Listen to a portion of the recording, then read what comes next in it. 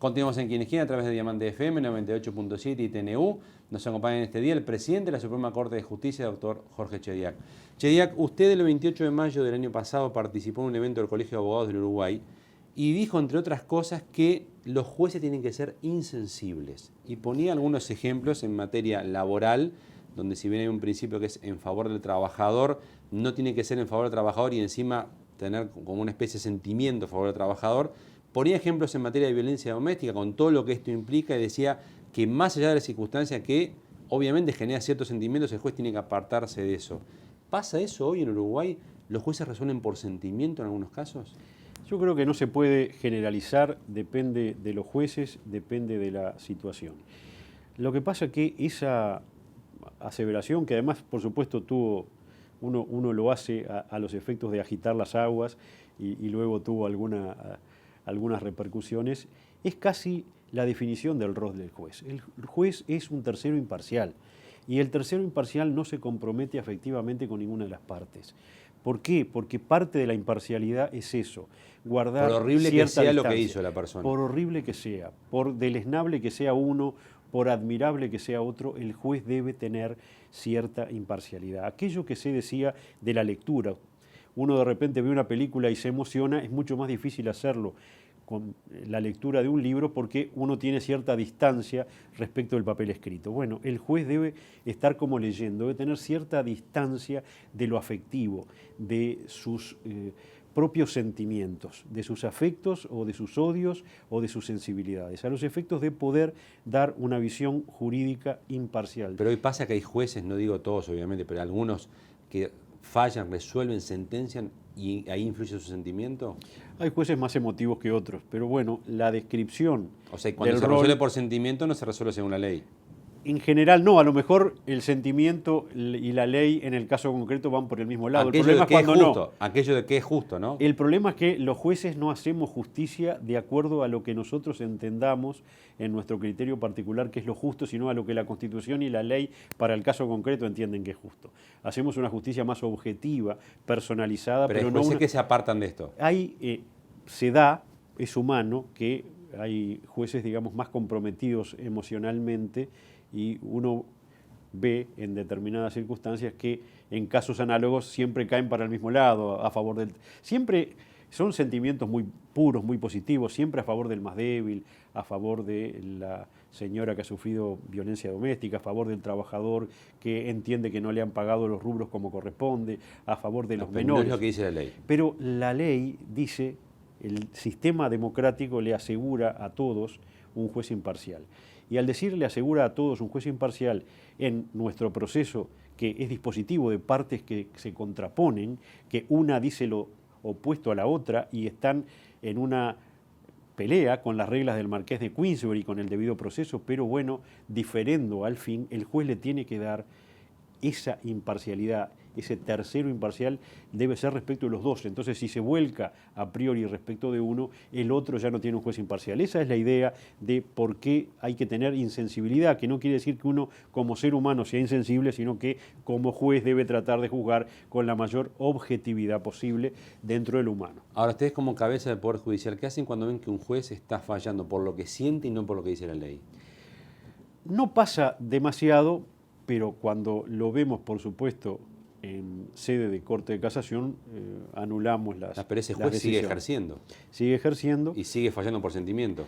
Pasa que muchas veces en determinadas materias específicas es que el juez tiene la sensibilidad y en otras no, entonces habrá que ver cuál es la materia más adecuada. ¿Pero esa persona podría seguir siendo juez si no corrige su actitud? Sí, controla, por supuesto si no que sí controla.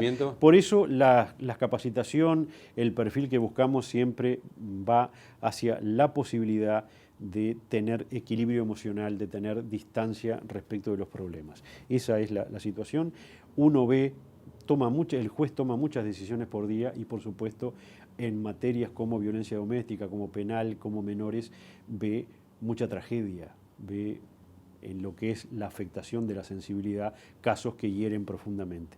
Hay que tener la fortaleza moral, ética y de ánimo de poder transitar diariamente esas situaciones sin comprometerse, sin verse uno comprometido a los efectos de ser ese juez imparcial que el sistema requiere. Hablando de algunos delitos, hasta hace no mucho tiempo en Uruguay era casi impensable los ajustes de cuentas. Habían, pero uno cada tanto eran gran noticia por lo extraño. Hasta hace no mucho tiempo era extraño pensar en Uruguay que podían haber secuestros extorsivos y se asociaban más que nada a gente que estaba en el ámbito delictivo. Hasta hace no mucho tiempo había violencia doméstica, pero no se entendía como una especie de epidemia ya que hay hoy día. ¿Ha cambiado la sociedad? ¿Es un tema acostumbrarse o hay chance de ustedes desde el punto de vista de la justicia decir esto es coyuntural y podemos volver a lo que Uruguay fue?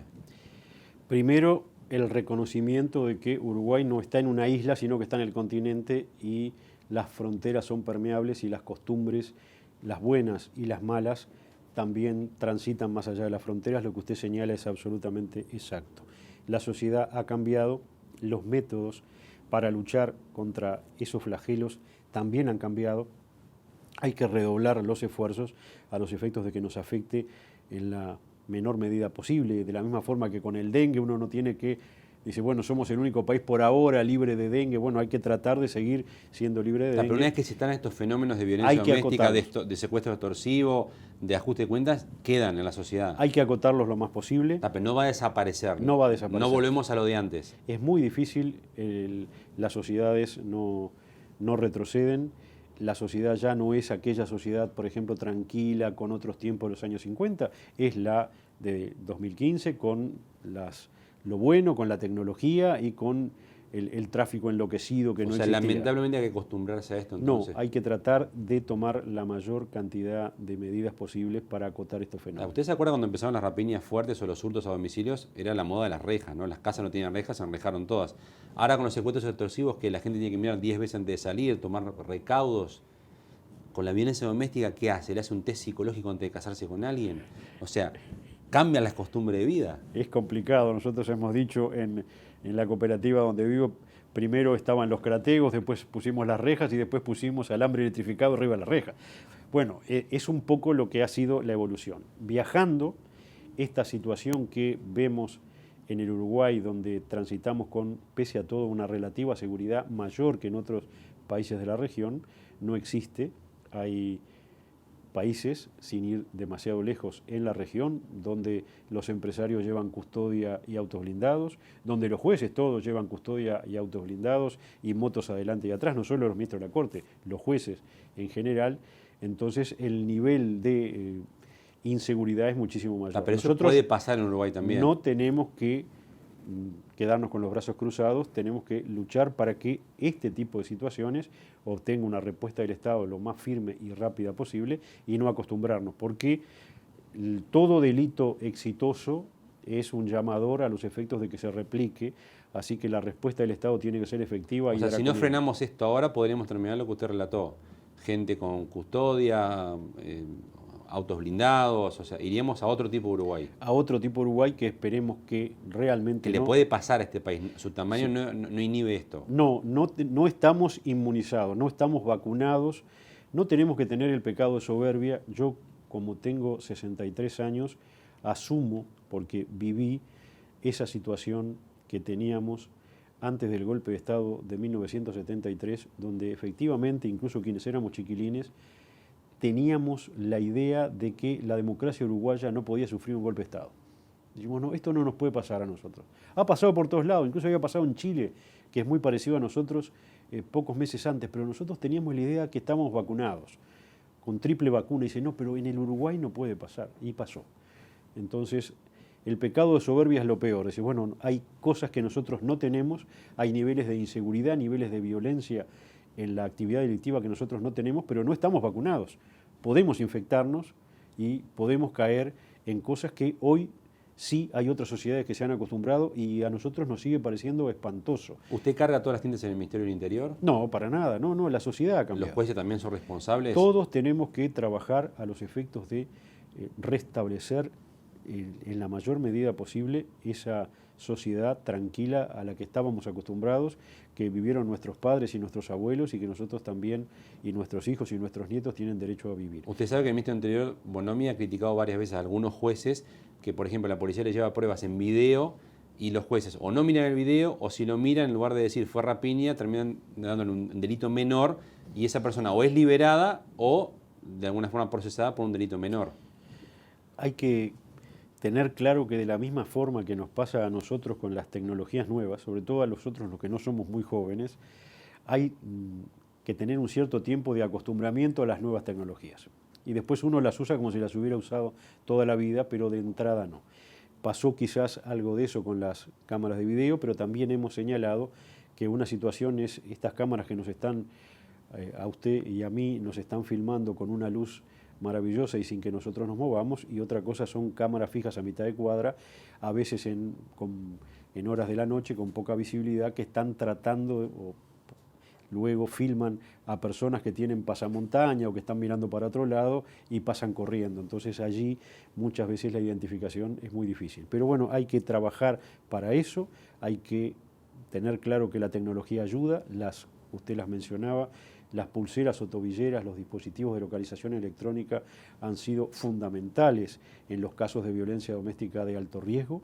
Hay que seguir transitando hacia su implantación en todo el país, hay que seguir transitando en la instalación de cámaras de alta definición y si algún día podemos con sistema tecnológico de identificación de caras a los efectos de tener más herramientas para la lucha contra el crimen, con todas las críticas y las dudas que ha generado el Guardián también. Sistema de interceptación telefónica y de Internet. Interceptación de Internet y de teléfonos móviles y teléfonos fijos, porque hay que tener capacidades tecnológicas de luchar contra el crimen y de luchar contra los flagelos sociales. No nos debemos amputar las manos. La lucha ya de por sí es difícil, pero si además nos negamos medios tecnológicos, va a ser prácticamente imposible, es como salir a pelear con una mano atada a la espalda. Señor Presidente de la Suprema Corte de Justicia, doctor Jorge Chediak, gracias por ser parte de Quién es Quién. El agradecido, como siempre, soy yo, es un placer estar con usted. Gracias también a usted por acompañarnos en un programa más. Les recordamos, como siempre, de Quién es Quién se repite los días viernes, 10 de la mañana en Diamante FM 98.7, y que si usted quiere revivir esta entrevista lo puede hacer a través de YouTube, en la página que también, o en el canal que Quién es Quién tiene establecido en ese medio de comunicación. Dios mediante entonces, nos encontramos en Quién es Quién la próxima semana. Gustavo Van Escayán, que le habla de salud, le recuerda que esto ya es historia.